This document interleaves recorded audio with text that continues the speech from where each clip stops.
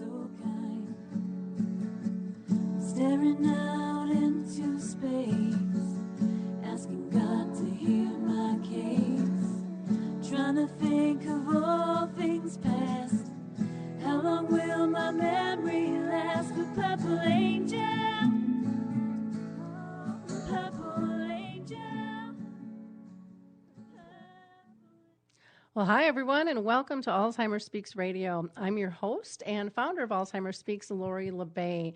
Here in Minnesota, our cold snap has swung upward, so we're no longer below zero. So we're all kind of happy here in Minnesota. It's been a beast the past few days. Before we get started on our show today, I just always like to tell everybody a little bit about Alzheimer's Speaks and who we are, because we're always getting new listeners. So bear with me here.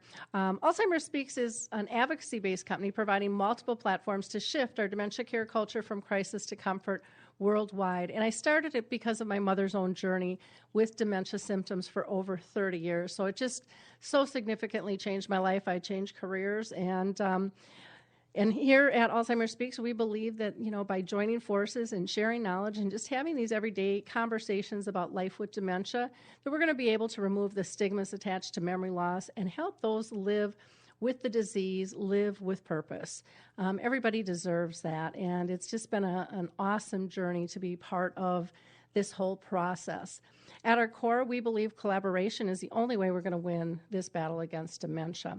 And I know it's working because of all your clicks and likes and shares to your Facebook friends, your LinkedIn colleagues, your Twitter tribe, your Pinterest circles, and Google friends as well, because through all of your social media pushes, you got Alzheimer's Speaks acknowledged as the #1 influencer online regarding Alzheimer's by ShareCare and Dr. Oz, and that is quite an honor. And we feel really privileged and blessed for your help in raising awareness in this, because we couldn't do this alone. And it's so critical for all of us to raise everyone else's voice, to share knowledge of what's going on, so that people, when they're ready, can grab a hold of the knowledge that's out there, because there are so many resources that people don't know about. And that was really one of our goals, because I know for our family, we felt that there were really limited resources. And it's been amazing talking to people all around the world doing spectacular work. And that's one of the things we're going to be highlighting today, is what the heck's going on out in Massachusetts, and all the wonderful work that they are doing there. I also want to mention to our listeners that maybe you also would be a great guest. And we interview people that have dementia, family and friends who are caring or concerned about somebody with dementia, businesses, researchers. I mean, Harvard has even been on the show, called to be on the show. We've had people who are doing trials, musicians, directors, movie makers, advocates, anything goes. So what is your passion? How can you make a difference in terms of utilizing your own skills is something that's critically important to all of us. I also want to give a shout out to the Purple Angel Project. If people aren't familiar with that, you need to get involved. This is a concept that was started by Norms McNamara over in the UK, and it's a simple symbol, a purple angel with a globe. And it is now in over 17 countries. It's free to use. All you have to do is read a short poster. If you're a company, you need your employees to read it, and you can start utilizing this symbol. And it's a simple concept. It's one of just getting the conversation started. So like the pink ribbon for breast cancer, it's just getting people to ask, what is it? To have that conversation and to remove fears and show a collaboration of work together to shift our dementia care culture. I also want to give a shout out to my friends here at HealthStar Home Health in Minnesota. I just absolutely adore their work. They're part of the Alzheimer's Whisperer program and have just done so many wonderful initiations regarding dementia and caregiving. We are going to be having on in a couple of weeks Norms McNamara, and he's going to be talking not only about the Purple Angel Project, but also Rock with Dementia, which is a huge musical event that's going to be happening all around the world, and really excited about that. We've talked about it for a long time, but it's coming to fruition at this point. So without any further ado, let me go ahead and introduce our guest today. We have three people from senior living residents out in Massachusetts. And the first is Pam Maloney, and she is a communications professor with senior living residents, and she actually is the one that spearheaded the development of the company's Dementia Friendly Communities initiative back in 2014, which is really cool. They created tools and training materials, including interactive sensitivity training. And, Pam's going to tell us a little bit more about that. She has successfully launched the campaign in Westfield, Massachusetts, and put that city on the map as the first dementia-friendly city on the East Coast of the U.S., and is currently working on bringing dementia-friendly community initiatives to more cities, towns, and organizations across Massachusetts.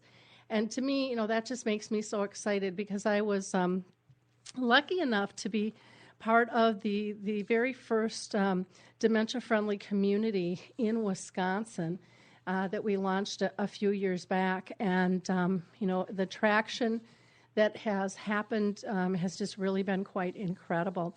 So welcome, Pam. How are you today? Good. How are you? Wonderful, wonderful. I'm so excited that you guys are here with us today. Let me go ahead and introduce Robert Larkin, and we're going to call him Bob today. That's what everyone calls him. So just a nice, wonderful man. He's the president and co-founder of Senior Living Residents, and developed one of the Massachusetts' first assisted living residents, and was also a founding member of the Massachusetts Assisted Living Association. He launched his company, highly acclaimed Compass Memory Support Program in 2010, treating the symptoms of dementia with a holistic approach using social engagement, lifelong learning, exercise, and evidence-based brain-healthy nutrition programs to nourish the body, the mind, the spirit, and the soul of their residents. So we're going to be really excited to hear more about that. So welcome, Bob. Thank you very much, Laura. I appreciate it. Thank you for taking the time out of your busy schedule. Our third guest today is Cassi Braithwaite, and she is a passionate dementia care and assisted living professional working with two of the senior living residence communities in Boston, Massachusetts. And Cassie's background has included developing innovative memory care programs, educating staff, residents, and family on dementia, and leading dementia care support groups and outreach program. She is a staunch advocate for Alzheimer's research and one of the driving forces of the Dementia Friendly Boston initiative. So welcome, Cassi. Thank you. I'm happy to be on. Well, we're thrilled to have you here. All three of your backgrounds and abilities, I think, are just such a wonderful, diverse match in terms of moving things forward. So I'm really excited to have this conversation with you. So I'm going to start this out, and I'm going to point this question to Pam first. And if you can tell us what senior living residence, what exactly is it, and what do you guys do there? Well, Senior Living Residences is a management company and owner of 12 assisted living communities across Massachusetts. In addition to our assisted living communities, we also have, as you mentioned earlier, our Compass Memory Support Program. And Bob can probably speak better about the development of the Compass program. Okay. Bob, I'm dying to hear about the Compass program. And as an owner, why did you feel it was important to develop? And, tell us a little bit about the program.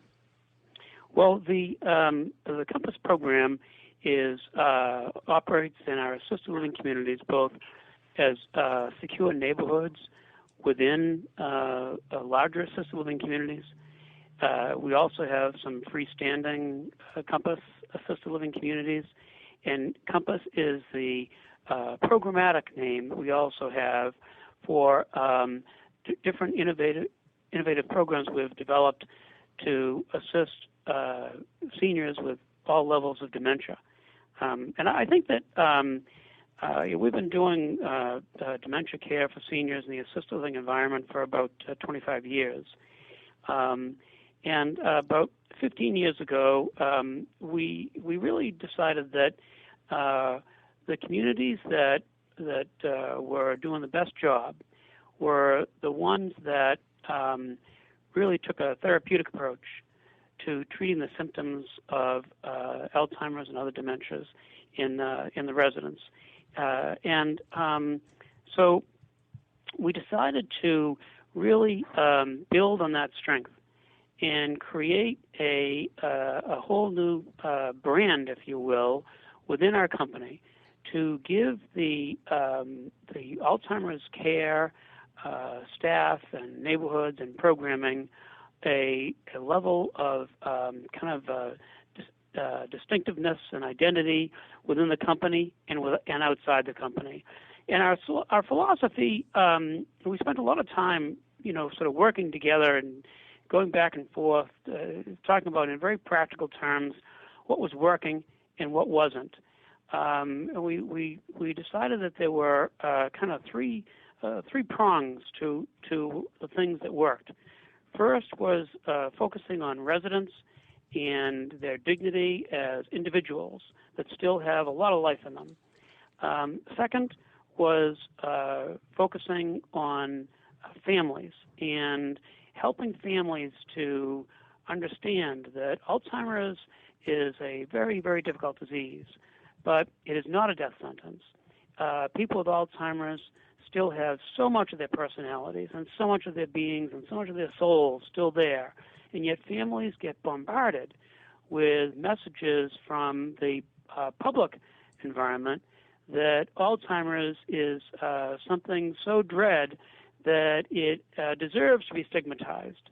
And I often we get concerned that sometimes the fundraising efforts of the most well-intentioned who are looking to raise funds to combat the disease through research provide such a negative image of Alzheimer's that it makes it that much more difficult for families. And that led to the third prong of our approach, which is to dedicate ourselves to become public educators and public advocates so that the families and the public at large could benefit from the decades and decades of experience that all of our communities and our staff have in working with people at all levels of dementia and working with families.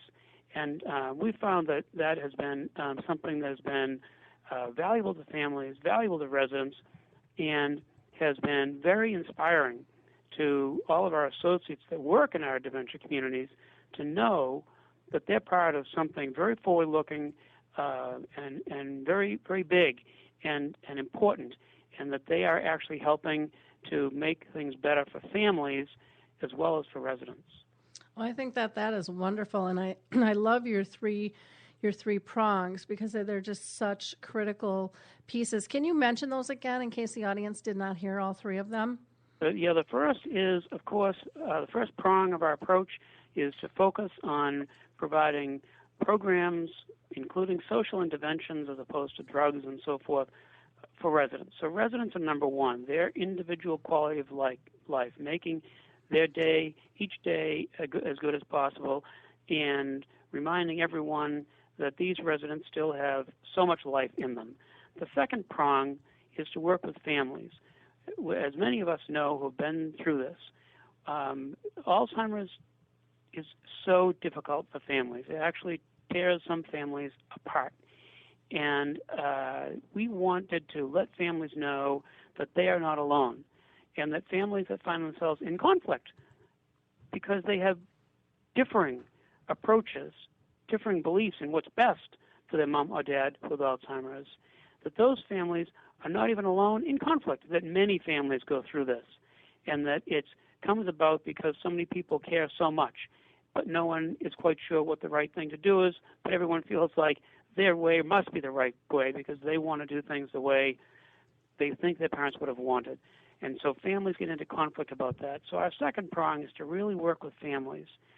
And that led to our third prong, which is to become public educators and advocates, using our website, using our communities, programs that Professor Maloney talks about, like Dementia Friendly, that take the experience that we have, the innovations that we've developed, the techniques we've developed to work with seniors with Alzheimer's directly, and to let families know what those are, to help families that are still in the community supporting loved ones with Alzheimer's at home. So the three prongs: the residents, the families, and the public at large. Yeah, and that is just so beautiful because, so many times I think in the past, companies and individuals both have approached it, on a linear level, and this is just so fluid. And we can't have true culture change if we don't include everybody, because we all have impact. And we have to start really realizing that and appreciating that, and also understanding how much each of us can change that, and the power that we have as one individual can make a big difference. Just look at the three of you, put together, and the changes that you're making in Massachusetts. It's brilliant. So I thank you for that. And being the founder and president says a lot about you and your organization and where you want to go. And I think you are definitely ahead of the stepping up and and making these changes happen. So thank you so much for your integrity and foresight. Well, thank you. The main issue you're going to be talking about today, of course, is our program collaborating with the Dementia Friendly organization. And I want to say a word about how that, what triggered that here at Senior Living Residences in our Compass. We had a case about 2005 where a senior living at home, early stages of dementia, but the family didn't really get it yet. The senior was taken with their family, one of the family members on vacation, down to another city in Florida. The senior, unbeknownst to anyone in the family, wandered out on their own. It was dusk. Once there, she was able to realize that she had made a mistake, that she didn't know where she was, that she was getting scared. She went into various retail stores on the street in a very nice, beautiful area, went into these retail stores and asked to use a phone, asked to help. She was refused, turned away. She began figuring in her confusion that she would try and find her car. So began going in and out of parked cars looking for Massachusetts state license plates, even though that she had flown to Florida that morning. Saw a police officer, but got scared because she figured that she must look suspicious. So she wandered, and about an hour later, the family found her, just walking down the sidewalk, praying novena that someone would help her. Mm-hmm. That was my mother. Oh, wow. So a year or so ago, when our community in Westfield talked to us about the Dementia Friendly program and its aim to help anyone who deals with the public to recognize the signs and symptoms of dementia and understand the difference between symptoms of dementia and symptoms of psychological disorders or drunkenness or what have you, so that they could help people with dementia.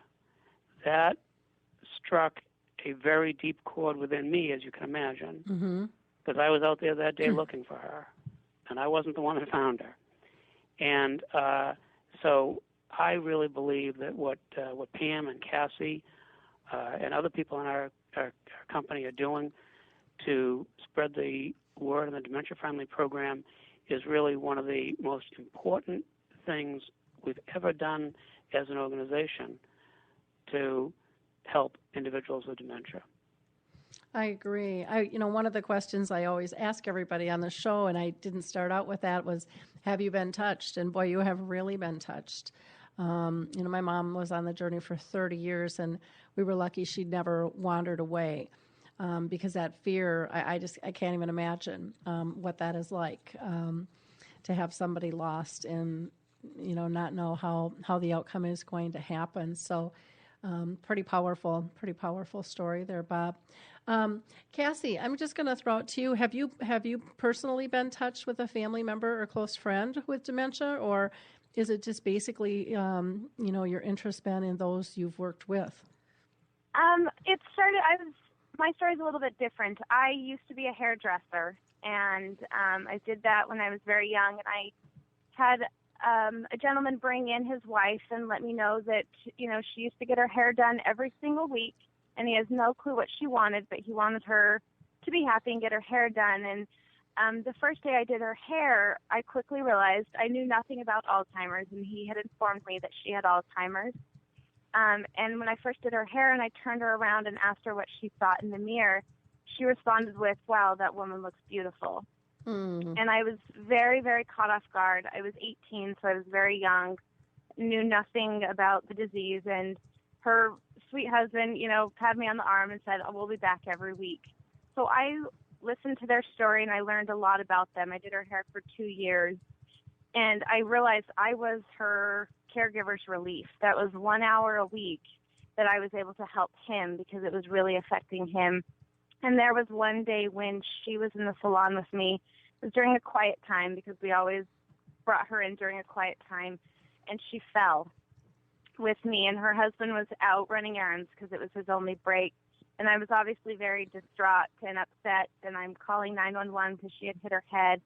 And the EMTs came in and they were refusing to take her because she was saying she was fine. And I was trying to explain to them that she has Alzheimer's and she's far advanced in the disease and not able to respond appropriately. And they were fighting with me, refusing to take her. I couldn't get a hold of the husband. When he finally came, she was claiming she didn't know the husband, and the EMTs were refusing to take her.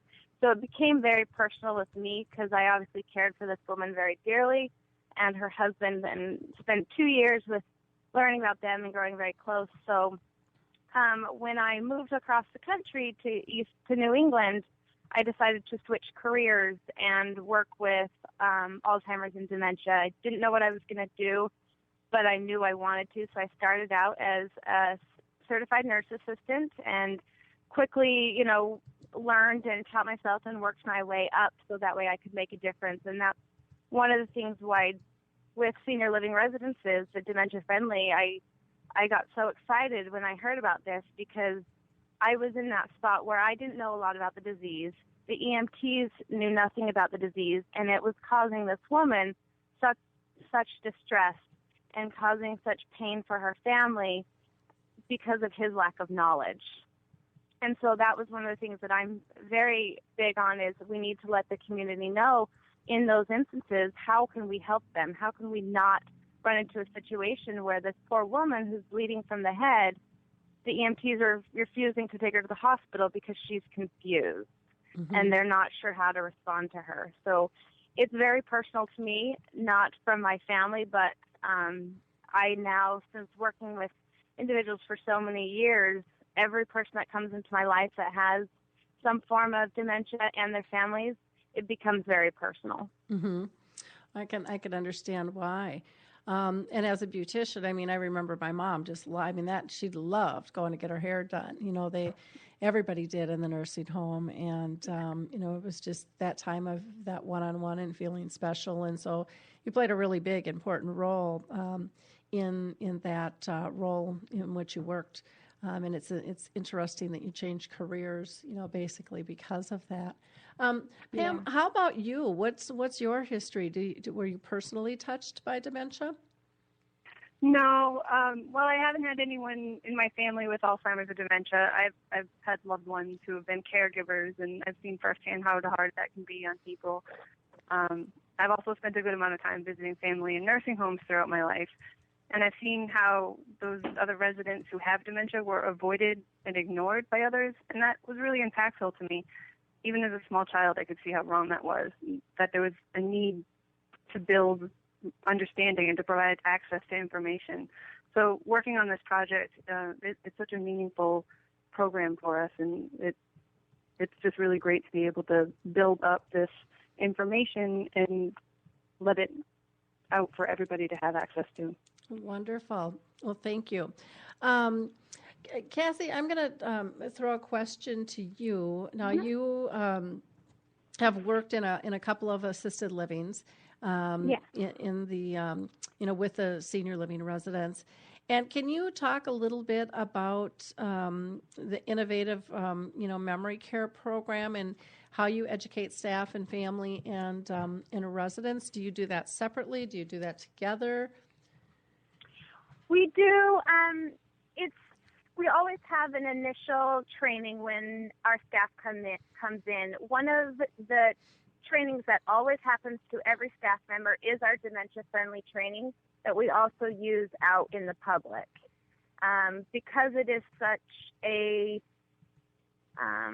effective training and very emotionally empathetic, it seems to work very well with our staff members, and it makes it very personal to them, and they can be very understanding. So when they are working on the floor with those individuals, they know they've been through that experience. They've had that emotional stress that the dementia experience puts you through, that they're able to understand where the residents are coming from. So when they're working with them, they're calm, they are patient, they understand how to communicate to them and understand their needs very, very eloquently almost. A lot of our staff members have been with us for a very long time.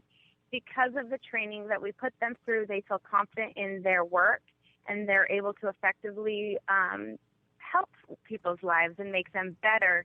The programs that they do are not just programs to entertain our residents. They truly engage our residents and keep them learning.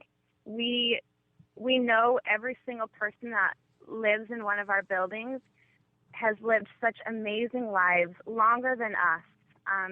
And they have so much more life experience from them than us, that we use that in their programming, and we help them know that it continues on. It doesn't end here.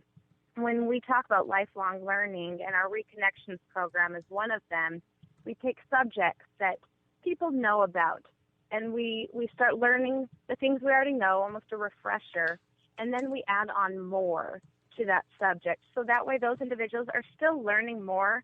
They still have purpose in life. They still have abilities, and we just bring that out in them. And our, the staff we have in both the buildings I work in are truly caring people, that they will do these programs with so much enthusiasm because they truly believe in them. And it's amazing to watch these Reconnections programs and then have the staff member. We do them a few times a week, so that way it's carrying on throughout the week. And so it's easier for them to continually remember what they've been doing because of the repetition, but then also adding in more and knowing that someone with dementia is still there and that we are bringing that out and we are helping them keep on to all the strengths that they still have. Okay. So, when you had talked about engaging and truly still having the ability to learn and kind of the emotional connection and stuff for staff, are you doing something kind of like the virtual tour where they understand because they feel the stress of making choices and trying to follow directions? Or Yes. Pam could actually speak very well about this. So she created this experience where we do sensory modifications.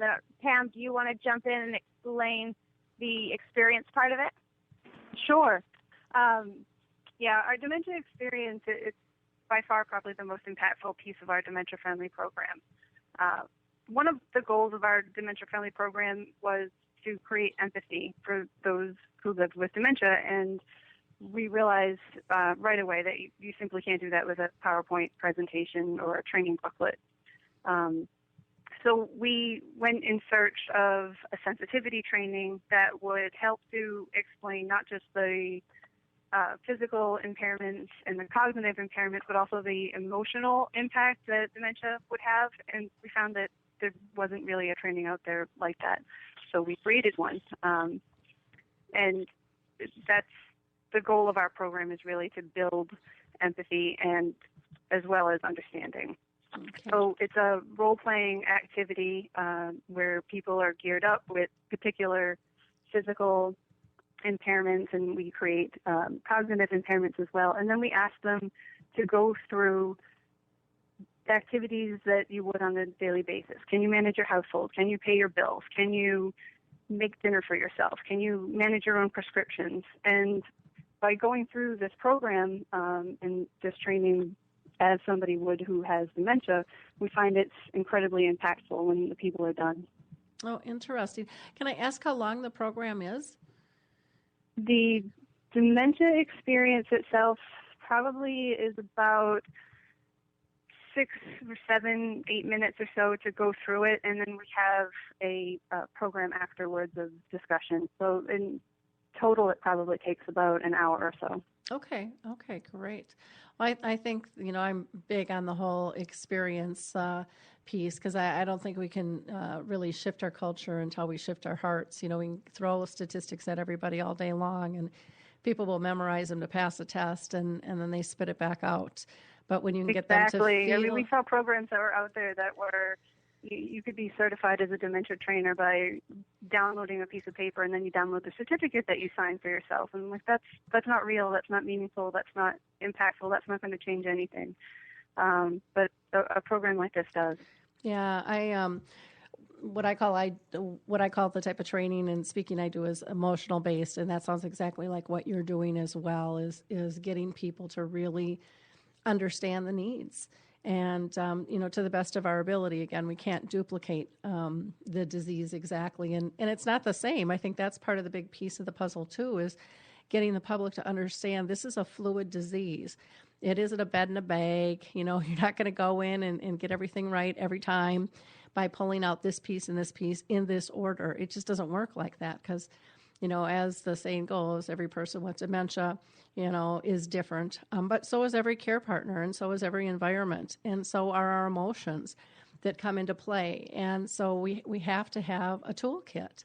And it sounds like you guys are really doing a nice job at pulling everyone together, those diagnosed, their family members, the staff, and the public at large. And I'm a big grassroots girl. That's what I'm all about, is just getting people to have the conversation and share the knowledge. And so, I just love what you're doing and that you're getting involved with the Dementia Friendly, coalition and stuff that's out there here in Minnesota. The Dementia Friendly initiative actually started out as ACTA Minnesota.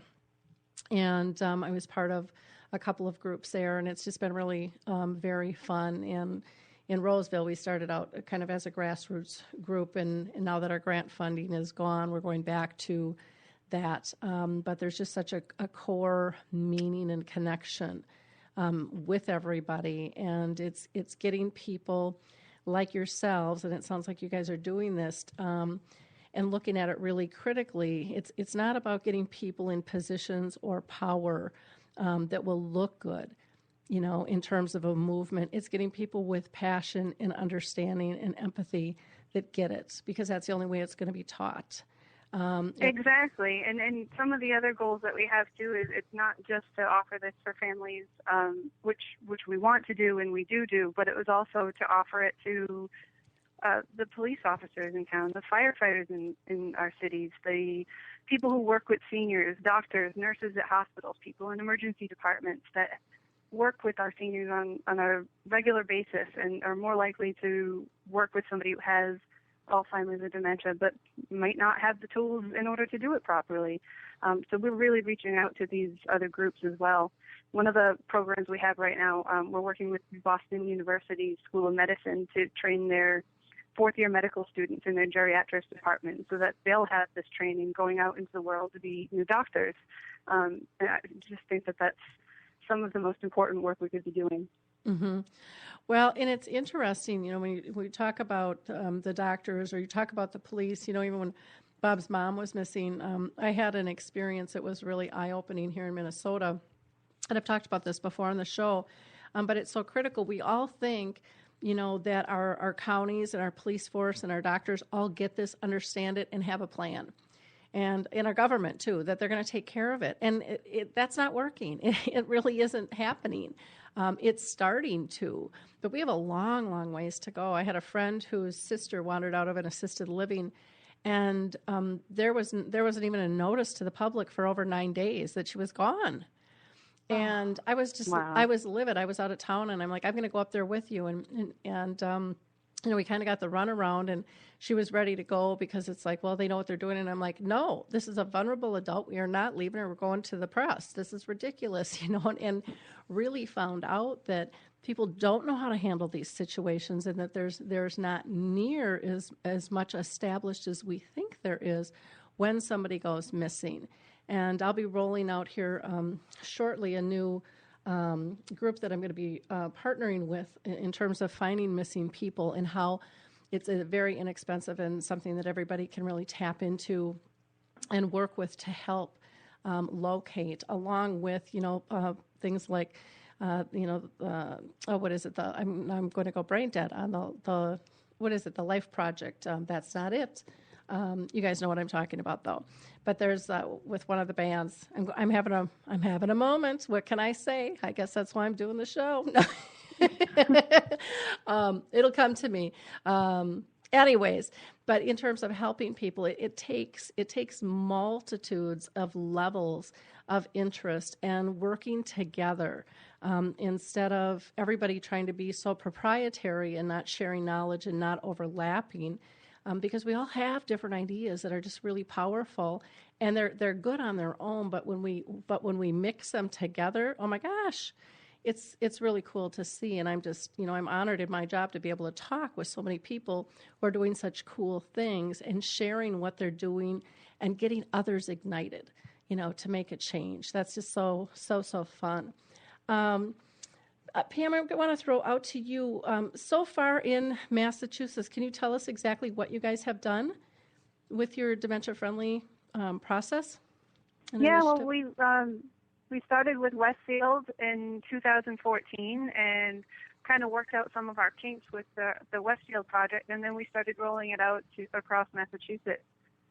We have a number of cities and towns that we're working with. We get calls often from police departments who are looking for this type of program. We built a train the trainer program so we can train other people to do the dementia experience and some of our other training materials. One of my goals when we were creating the dementia experience was to make something, a kit that was easy to replicate and easy for other people to be able to do. Rather than, having to purchase something that was really expensive and other things that would make it inhibitive. So we created our dementia experience, and we're offering it to anybody who wants it. Anybody who wants to learn how to be a facilitator of it can either go through a train the trainer, or they can contact us and we can give them a facilitator's guide, and they can do this on their own. So that was one of the bigger things that we did this year as well, is kind of make all of this stuff accessible. We have our website where you can get materials from there as well. We started working with, as I said, a number of schools, Boston University School of Medicine, and a few other colleges to help train students and nurses, doctors, and people who are in physical therapy, occupational therapy, and things like that as well. Right. And most recently, we started working with the city of Boston. And Cassie can talk a little bit about what we're specifically doing in that area, but we're really excited to be able to bring our training to a larger population. Oh, wonderful. Before I go to Cassie, I just want to ask you, Pam, have you targeted at all, like junior high and high schools at all? We have worked with several junior highs and high schools, and we also have a few things planned for this year as well. It is a question we're starting to get a lot more often. Is, Okay. Don't you think this would be a great program for younger people? And it really, really would be. It's more a matter of logistics and bringing it into the schools at this point. Yeah, I know I've done some training, and I haven't done it for ages, but I started out just kind of going in as a volunteer to speak, and then pretty soon I was doing 2-hour programs and merge classes and stuff, and we did a lot of interactive things, and it was incredible how many kids are touched by this disease, and they don't have a clue because families don't share the details, and they want to help. but they don't know how because, it's not kids' business. It's, this is adult stuff, and it's still being treated like that. And they've got time, they've got energy, they've got creative ability.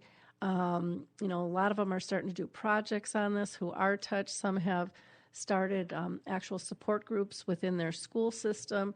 I mean, it's endless. And, they bring this stuff home to the supper table and in the car, when they're going to the soccer game and stuff, having conversations. And I think it could be a really game changer. And I haven't seen anybody initiate that. And, I'd love to see that move forward. I just personally just don't have the time, but I know it's a need and I know it works, and the kids are really excited about it. And with so many of the concepts with dementia can have even a broader life in terms of bullying and just how we treat one another. And it's pretty easy to wrap all together to do. It's very, very, very fun. So thank you for telling us what you're doing.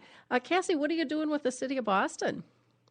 So one of the, there are a few councils that I'm on throughout the city, like a long-term task force for the elderly, and then some other councils where I've gone to professionals and had them go through the experience so that way they can reach out to others. And then a very fun one that I did was very interesting was we did it for Boston's senior program. So what that is, their caregiver program, they have seniors, caregivers matched up with other seniors in the community.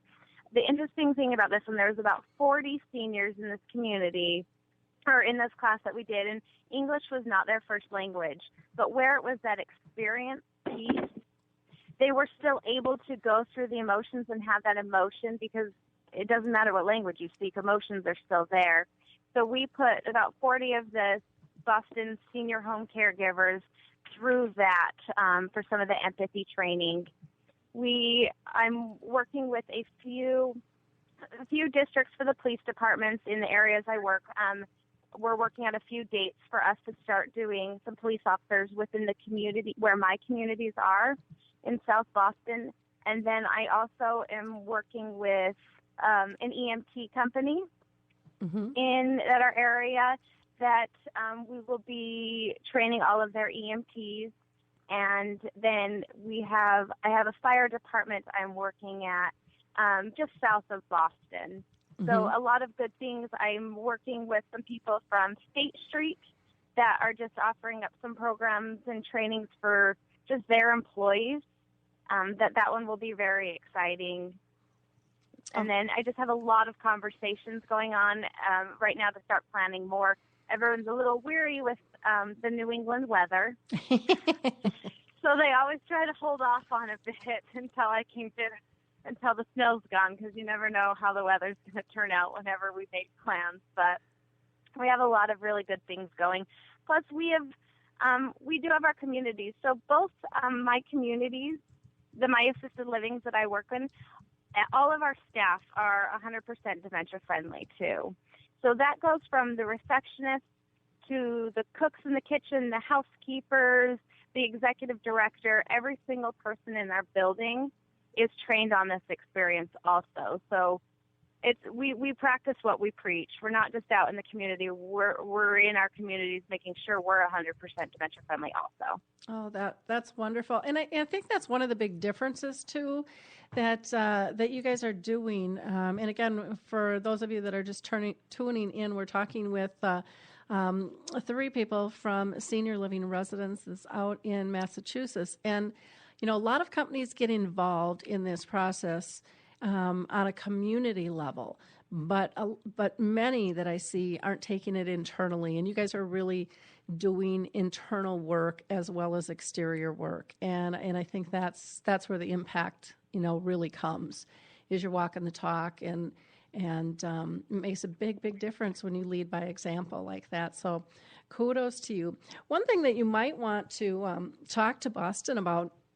We did this in Roseville, Minnesota, and to our knowledge, they're the first city in the nation to do this, but they've actually dedicated a page to Alzheimer's and dementia, and I'd be glad to send you a link to that page. And For the most part, the information on there is stagnant and it's just kind of link sending things out. But then we have an event section that is updated monthly so that people can see what's going on as far as educational programs. The city is in the process of becoming part of the Purple Angel Project, and we're just lining up some educational programs and things for staff. And, that might be another step. They've gotten just wonderful reviews from people in the city and outlining cities, just loving these resources. And again, it's very simple. Our goal was, people told us it couldn't be done. It's too much work. And, somebody tells us that and we're like, okay, we'll prove you wrong on that one. We'll get this up and running. That's just kind of how we work. And it's been a pretty fabulous little model. And like I said, I'd be more than glad to send you a link to that or hook you up with the city manager, Pat over there, if Boston's interested in talking with them on how has this impacted them as a city and what are the benefits, et cetera, to that. That'd be wonderful. Okay, I will definitely do that. I think that's very, it's very neat. You need kind of one person to coordinate with the city person to submit stuff, but when you're meeting on a regular basis in your community and then people, we just put out there what's working and the various support groups that are available to people and it really hasn't been that difficult to maintain with that. Bob, we haven't talked with you for a little while, so I'm going to pull you back into the conversation. I don't want to hear you snoring over there on the other end. I'm listening carefully, closely. Okay. Enjoying the whole discussion. Well, good. Again, I so appreciate your time as the president of the company. I know your time is extremely valuable, as is Pam's and Cassie's. In terms of you had shared the story about your mom having dementia and wandering off. What are you looking to bring through the Dementia Friendly initiative in Massachusetts? What is if you had two goals, what would you say your two goals are personally that you would like to see tackled by this initiative? Well, I think that business is about a lot more than business. Mm-hmm. And everyone knows that when you're in a business, you're in a competitive environment and you're trying to keep your head above water, particularly if you're a smaller business, from one day to the next. And when you do something that has been as successful as the Compass program has been, you're kind of even then competing against yourself to continue to make it better. But above and beyond kind of the accomplishing the immediate objectives on a daily or a monthly basis of meeting your payroll and providing doing right by your employees and your associates and so forth, and making sure that you're making ends meet and making a reasonable return and all that.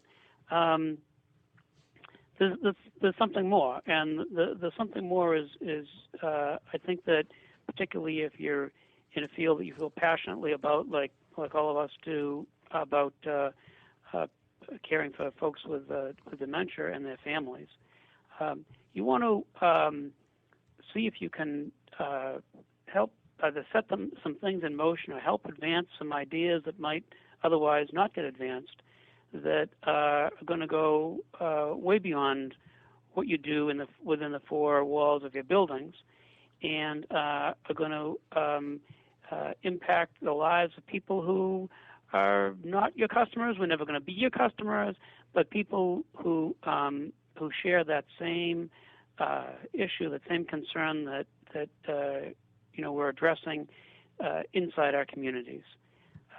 The people, having been through it, even though I'm a professional in this field, when Alzheimer's hit me and my family, it was isolating, and I wasn't sure exactly where to turn.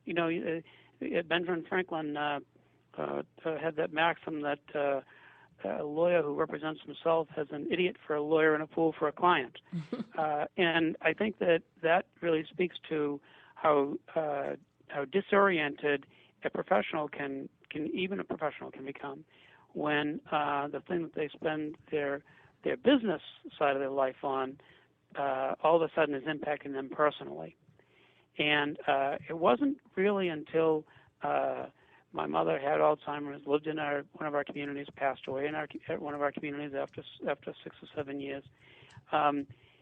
With that experience, I gained an entirely new insight for the first time, really, in a very authentic way, about how valuable what our caregivers and our managers do for folks in Alzheimer's, in our communities with Alzheimer's. And I began to realize that the families who are able to find an Alzheimer's care setting that they really appreciate, whether it's in a nursing home or in assisted living, because good work is done in both places. But when the families that are able to find that solution and have it work well for them, and who are as happy as our families are with the Compass program, they're the lucky ones. What about all the other families that are out there dealing with this on their own, who have very little access to resources because they don't even know those are there? Mm-hmm. And what about the seniors in the community who have early dementia and even their families aren't fully aware, as I was not fully aware? What about them? So my goal with the Dementia Friendly program that Pam and Cassi are implementing so successfully is to give our communities an opportunity to participate in a really broadening and enduring kind of a program that will take care of those people out in a larger community that really are kind of lost. And I know it will help seniors. I know it will help families. I know it's going to be good for those people who work in retail operations and as Cassi once did, and the people, the firefighters and the police officers and so forth. And you mentioned the schools.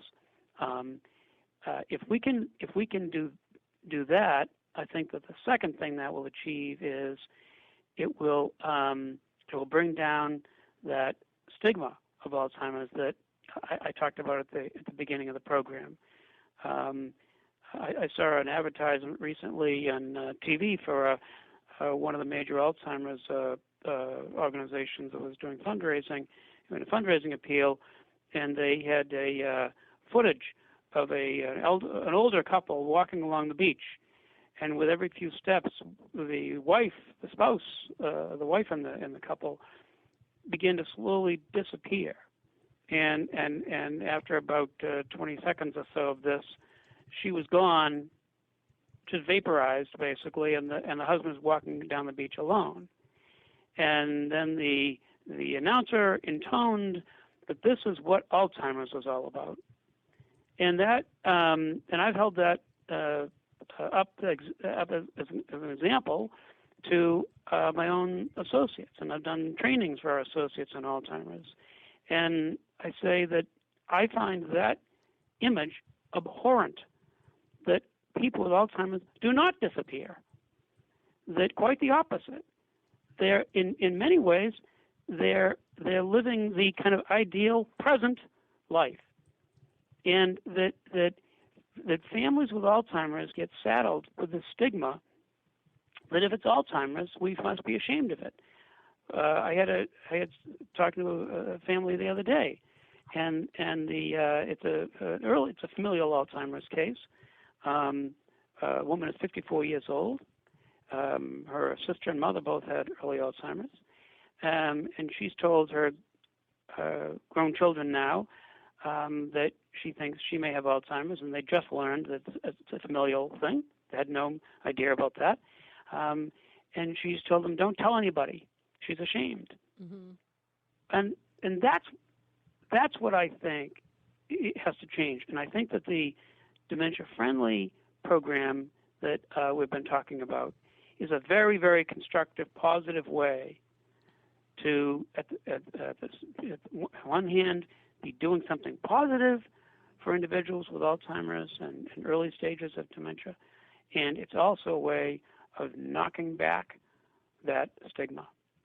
Which is so critical, so critical. It just, I mean, we've got people locked in a closet that are scared to death, and nobody should feel that way because of an illness. It's just so wrong on so many levels, and it's exciting to see all the changes coming out and taking place, and we're hearing more and more in the news, in print, in social media, in educational programs, and things are really changing. It's a very hopeful time, as much as everyone talks about the tsunami and the numbers and all those realistic things, and that there is no cure. It's time to give people hope instead of leveraging that fear.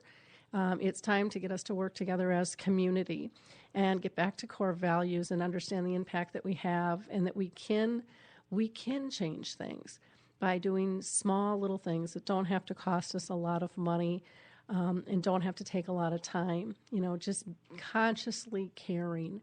And we don't do that as a society, and it's showing up every day on the news, in really negative ways. We have to learn how to consciously care again. And I think, I think that's what the disease is here to teach us, pull us back to our roots and make us better people.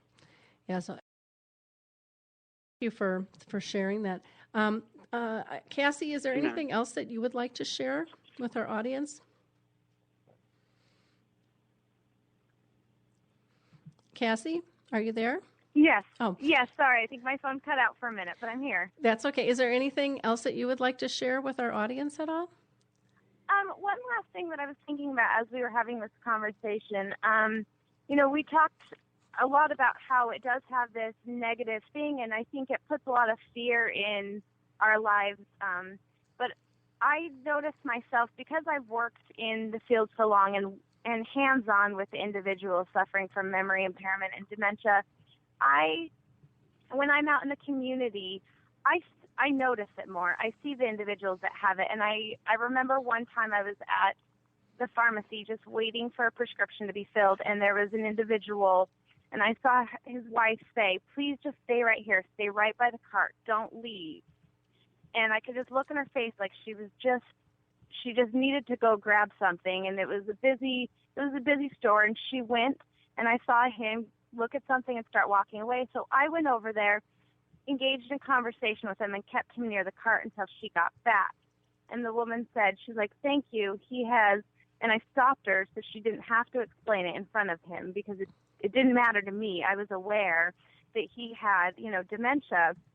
But I stop and think, I'm aware enough to be able to do that and engage in conversation, so that gentleman didn't wander off, and his wife was able just to go quickly grab something because it's stressful being that caregiver. But I hope that other people do that same thing, because if I wasn't there, I'm a professional in the field, so I know what I'm looking out for, but we need everyday people to do it.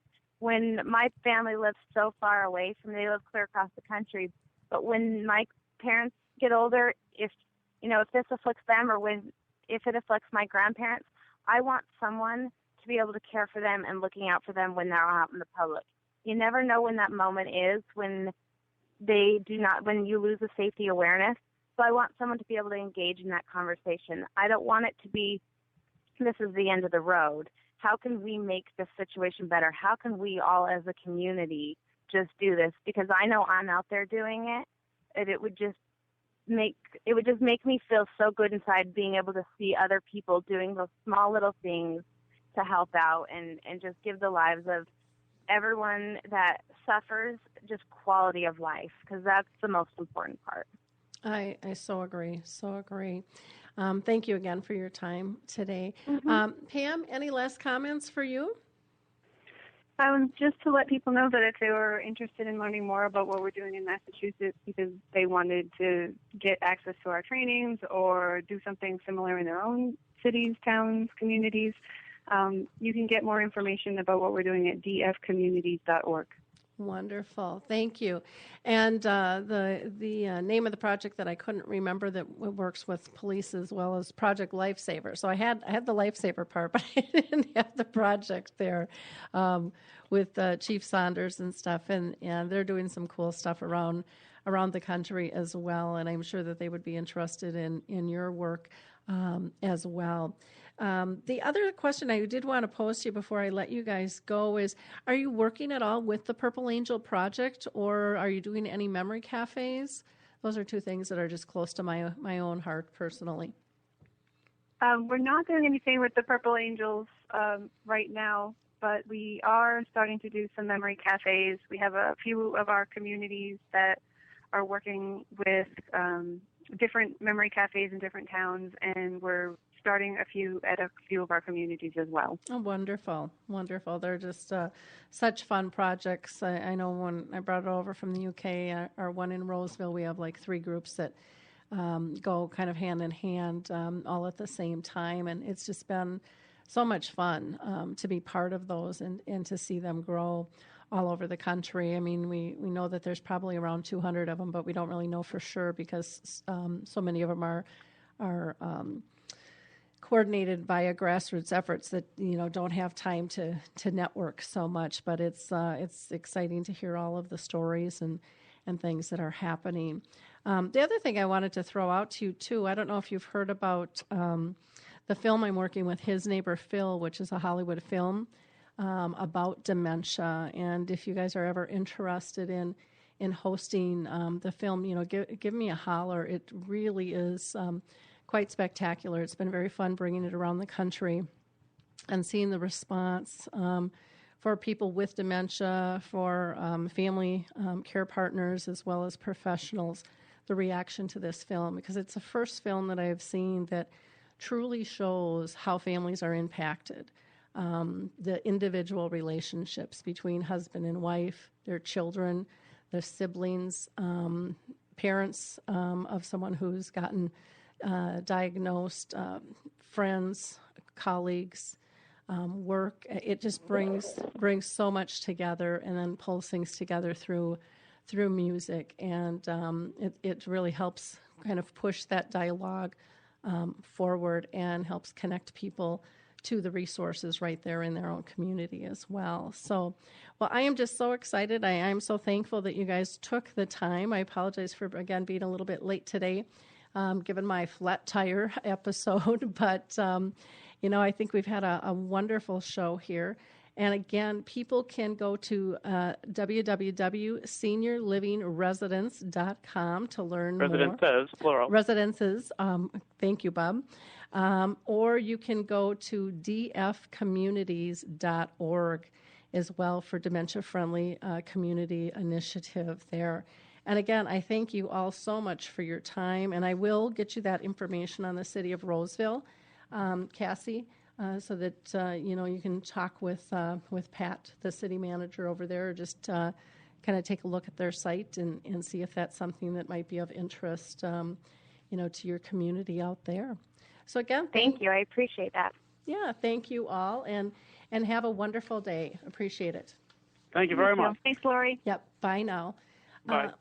For those of you that missed our last show, we had singer-pianist on with us, John Morehouse, and he talked about music therapy recreational programs and some collections that he has pulled together on CDs and DVDs. And so that's something you might want to go listen to. Next week, we are going to be talking with movie director on a film called Remember When, and very excited to have them on.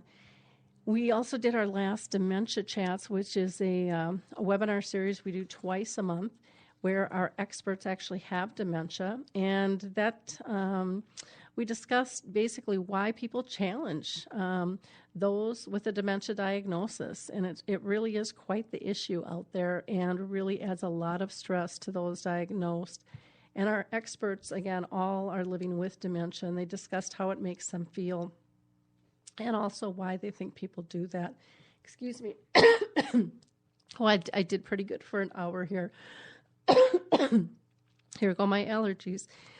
So with that, I'm going to go ahead and wrap up. If you're in Minnesota, though, come and see his neighbor Phil on January 24th at Polar Ridge Senior Living in North St. Paul at 2 p.m. Have a blessed week. And again, thank you so much for coming. And don't forget to check out Mortgages in BS on Alive and Social, as well as checking out Apples to Apples, which is a father and son show that talks about sports on Mondays at 2:30. Thanks so much. Bye now.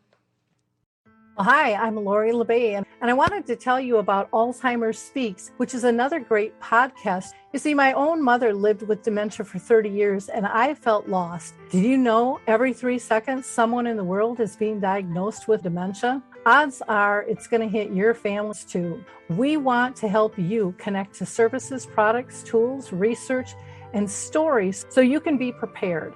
Please subscribe to Alzheimer's Speaks on your favorite podcast platform.